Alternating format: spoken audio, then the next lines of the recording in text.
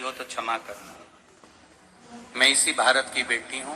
कहीं भारती जी अगर आप बेटी हो तो खड़े होकर हाथ हिलाइएगा जरूर। भारत की बेटी भारती अगर कहीं बेटी हो तो आपने जो पत्र लिखा है हाथ हिलाइएगा। आपका पत्र का पहला प्रश्न है, क्या सनातन धर्म व देश सुरक्षित है? मुझे इस प्रश्न का उत्तर दे दीजिए गुरुजी। अगर सनातन धर्म में राष्ट्रीय स्वयंसेवक संघ के भाई जैसे जुड़े हुए हैं और बजरंग दल और विश्व हिंदू परिषद जैसा जुड़ा हुआ है इस राष्ट्र के उत्थान में, तो यह सनातन धर्म सुरक्षित है और रहेगा।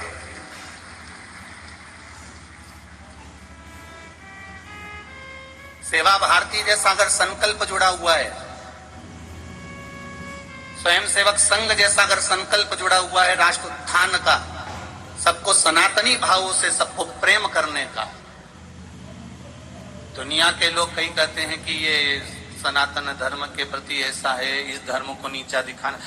कभी भी राष्ट्रीय स्वयंसेवक संघ का ये कभी प्ररूप था ही नहीं कि किसी धर्म को नीचे दिखाना है।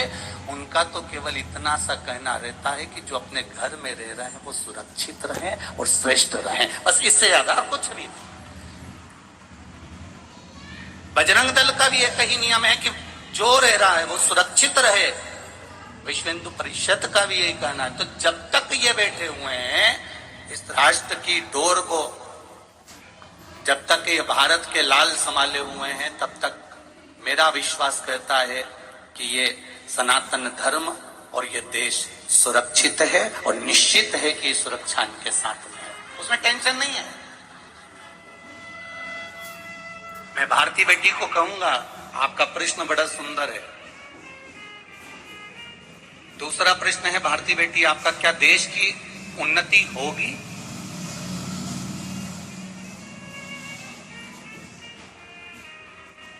देश की उन्नति, राष्ट्र की उन्नति कब होती है? एक पहले समझ लीजिएगा अच्छे से। पहले के समय में गुरुकुल थे, आज के समय में कॉन्वेंट स्कूल हैं।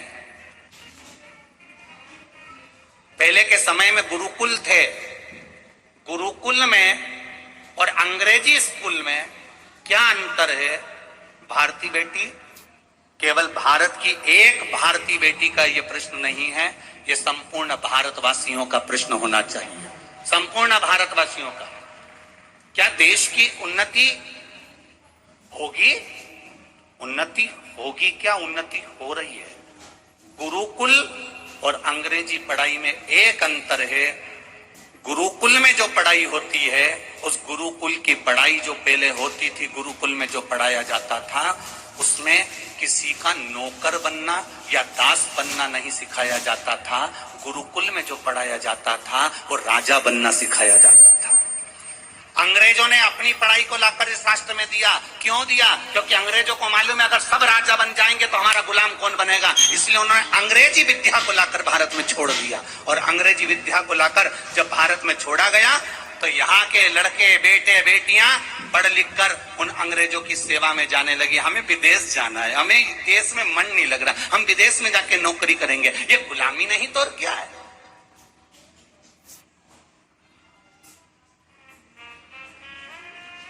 भारतीय पढ़ाई, गुरुकुल की विद्या, श्रेष्ठ विद्या। देखो पढ़ाई दो तरह से होती है, ये आप सहज भाषा में समझ लो। भारती बेटी बहुत अच्छे से समझना, जहां भी बैठी हो बहुत ध्यान से सुनना। दो तरह की पढ़ाई होती है, एक 70 साल का बुढ़ा व्यक्ति और एक 12 साल का बच्चा। दोनों सामने। अब दोनों में विद्वान कौन होगा? जम के बोले जरा, इन दोनों में विद्वान कौन है?